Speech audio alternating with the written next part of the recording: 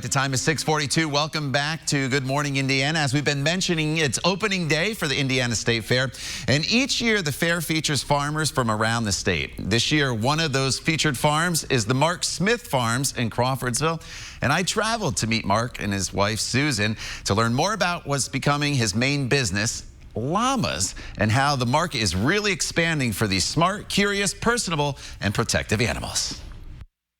I'm a lifelong farmer. Susan and I met, 45 years ago, showing sheep at the Indiana State Fair. That encounter years ago eventually led Mark and Susan Smith to their own farm where they grow corn, soybeans, hay, and raise llamas. We are grain farmers by first, and we've always had livestock on our farm. Some sheep still graze the farm, but their main business now is in showing, breeding, and selling llamas. And Mark, well, he has the knack of putting the right llamas together to produce award winners.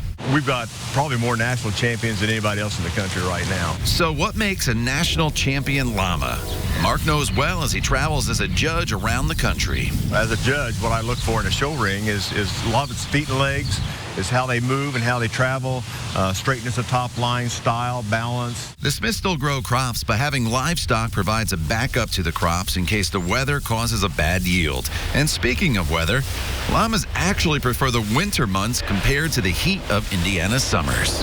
As long as you protect them, they all have shelter, they're all in the shade, they all have fans, plenty of water. Another way to keep them cool and also make some money is to shear the llamas.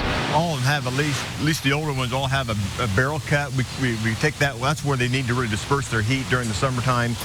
Some of them we have what we call, they're completely shorn, from ears to the toes, where about every second year we'll do what we call the nudie cut on them and get all that wool off of them just so they can tolerate our heat and humidity here in Indiana. Not only are llamas used for their fleece or just for show, they're often used as protectors for other livestock such as sheep. And that's kind of how we got into the llamas, that we needed something to protect the sheep. While guard dogs are used as protectors, they often have a lifespan of only about 10 years.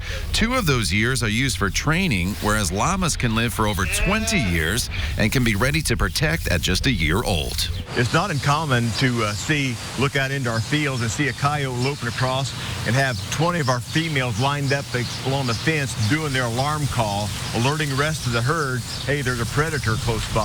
That coyote says, well, I think I'll go after a rabbit or a ground squirrel or a mouse or something like that instead of the sheep that they're protecting. From the moment I stepped into the barn, it was easy to see why llama herds are growing so fast. They have great personalities, they're fairly easy to raise, and are useful in many ways. When we got into this thing 25 years ago, if you'd have told me that we're doing this now and have probably one of the top herds in the country, I would say you're crazy. While this Hoosier love story started long before the llamas ever came to the farm, it's only fitting that 45 years later, the Smiths are back as featured farmers for this year's Indiana State Fair, showing both llamas and sheep.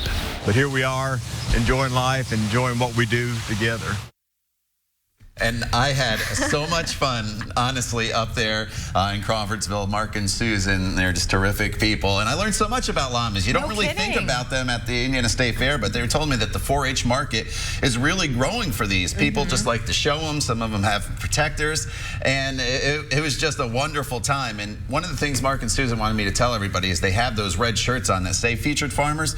They want you to come talk to them. If you see not only them, but any of the other featured farmers. We talked to Alyssa earlier about the bee farmers. They all have those shirts on. Come talk to them, ask them when they're in the barns, and they'll be showing llamas this weekend, and then next weekend is going to be the sheep. It's a great learning opportunity. It truly is. Yeah, you know, and it just shocked me. I didn't really think of llamas, and here they were, and they were so fun. That one was like talking in my ear. Took the words right out of my mouth. It doesn't hurt. They're so cute. Yeah, they really are. And those babies that you saw there, they're only about a month or 2 old. That's how big they get already, and they just hop and kick around. So I had a good time. If you can't figure it out, so thanks to Mark and Susan for housing us. I haven't seen you smile that big in a long time, Todd. I think we might need to get you a pet llama. Right.